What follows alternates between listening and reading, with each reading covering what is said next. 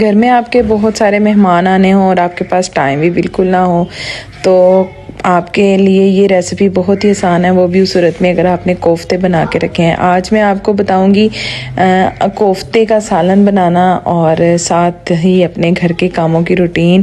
ہمارے گھر میں جو ہے میری مدر جو ہے وہ عمرہ کر کے آ رہی تھی تو ٹائم بالکل بھی نہیں تھا، گھر بھی صاف کرنا تھا، تو میں نے جو ہے وہ سارا کام سٹارٹ کیا، کوفتے بنائے، گھر کا کام کیا، ساری صفائیاں وغیرہ کی، سارا کام کمپلیٹ کیا، اور ساتھ کیونکہ گیسٹ بھی آنے تھے تو اس وجہ سے کچھ سمجھ نہیں آ رہی تھی کیا بنائے۔ تو کوفتے کی ریسیپی انشاءاللہ آپ کے ساتھ میں ڈیٹیل کے ساتھ شیئر کروں گی، لیکن آج میں آپ کو کوفتے کا جو ہے وہ شوربہ بنانا بتاؤں گی اور ساتھ جو ہے دہی بھلے جو ہے وہ بنانا بتاؤں گی۔ تو چلیں جی سٹارٹ کرتے ہیں۔ بسم اللہ الرحمن الرحیم۔ السلام علیکم، آپ دیکھ رہے ہیں دا فوڈ کچن۔ تو سب سے پہلے جی میں کام وغیرہ کر کے فارغ ہوئی تو میں نے اس سے پہلے ہی جو ہے چنے بوائل کر لیے تھے، اور جو اس کی بھلیاں ہوتی ہیں چھوٹی، ان کو میں نے پہلے ہی بھگو لیا تھا، اور ان کو بھگونے کے بعد میں نے جلدی سے ساری چیزوں کو مکس کیا کیونکہ ٹائم میرے پاس بالکل بھی نہیں تھا، اور بند گوبھی کاٹی، پیاز کاٹا، ٹماٹر کاٹے، اور بس میں نے ساری چیزیں جلدی سے مکس کی، اور اس کو ساتھ ہی میں نے جو ہے وہ دہی بھلے بنانا سٹارٹ کر دیے۔ آپ چاہیں تو اس میں کوکمبر بھی ڈال سکتے ہیں لیکن میں نے نہیں ڈالا۔ ساری چیزوں کو مکس کریں، اور اس مکس کرنے کے بعد پھر اس میں ہم سپائس ایڈ کریں گے۔ اس سے پہلے آپ میرے چینل کو سبسکرائب کر دیں اور میری ویڈیو کو لائک کر دیں، اور کمنٹ میں مجھے ضرور بتایا کریں کہ آپ کو میری ویڈیو جو ہے وہ کیسی لگی۔ اس کے بعد سب چیزوں کو اچھی طرح مکس کرنے کے بعد اس میں ڈالوں گی تھوڑا سا نمک اور چاٹ مسالہ، اور ساتھ اس میں ہری دھنیا اور پودینے کی جو چٹنی ہے وہ بھی میں نے بنا کے رکھی تھی الگ سے، اور وہ بھی میں اس کے اندر ایڈ کروں گی۔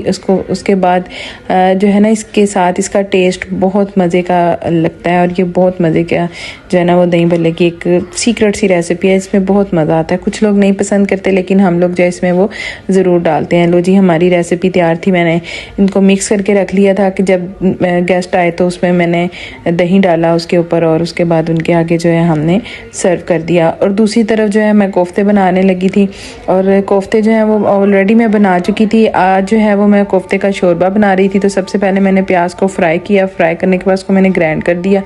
دوسری طرف میں نے جو ہے وہ ٹماٹر لیے، ان کو بھی اچھے سے گرینڈ کر لیا، اور پیاز کو تھوڑا سا فرائی کرنے کے بعد ساتھ اس میں نے ٹماٹر ڈال دی۔ اس سے یہ ہوتا ہے کہ شوربہ جو ہے نا وہ بہت مزے کا بنتا ہے، اور وہ جو ٹماٹر پیاز شوربے میں آ جاتے ہیں نا وہ نہیں آتے کیونکہ وہ بہت ہی برے لگتے ہیں۔